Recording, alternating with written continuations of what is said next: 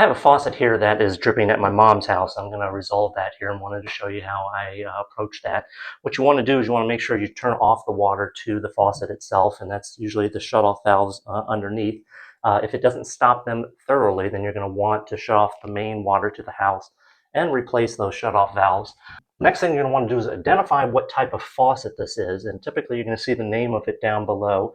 In this instance, it is a Moen. The next step is to actually kind of figure out how to get into these stems here. Sometimes they require an Allen wrench to loosen this handle. In this instance, you actually don't see any ports for an Allen wrench to get in there, and so this bottom portion of this handle actually twists and screws off.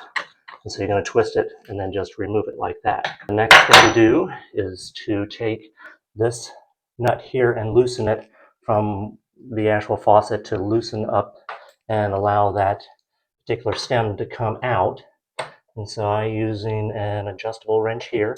Sometimes it will be hard to be able to remove, and so you may need to use a little bit more force, but in this instance, pretty blessed that I was able to unscrew it pretty easily.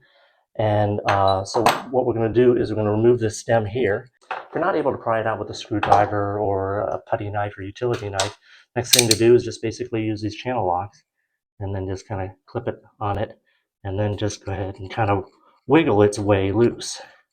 And it's going to give you some resistance and then just pop out just like that. So it wasn't just like that. It took a little bit of muscle. As you can see here, this particular stem has shown some deterioration. I went ahead and replaced the other one beforehand, and it wasn't as bad. But what I did was I took this thing with me to Lowe's, and I went to try to match what was there. And I was successful in finding one.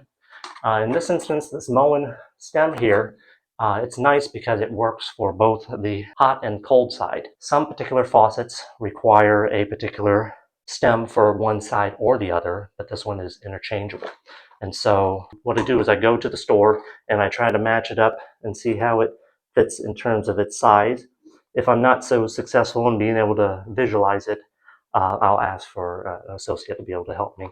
I do try to buy the name brand parts for it, like this Moen here, versus the kind of like the generic one that kind of fits everything. These stems here, they come with a little bit of a lubrication. It's a plumbing grease, so it will be a little bit sticky.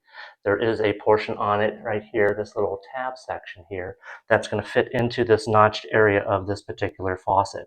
And so that helps to give you the orientation you're going to need for inserting it back in here. And then you're going to take this nut here and then secure it to the faucet itself.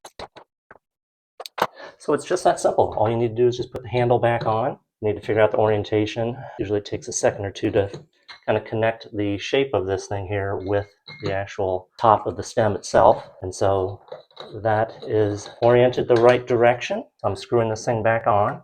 What I like to do when I'm servicing the faucet, whether I'm replacing the shutoff valves or the stems, I like to remove the aerator so that when I go and turn this thing back on, if there's any debris, it won't get caught up in this aerator.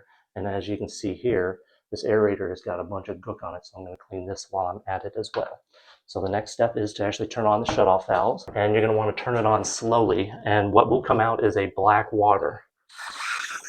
Not too uncommon, and it'll most likely happen on the other side too. Okay, now I'm going to just clean off this aerator and then reinstall it. And so fixing this faucet is just that simple.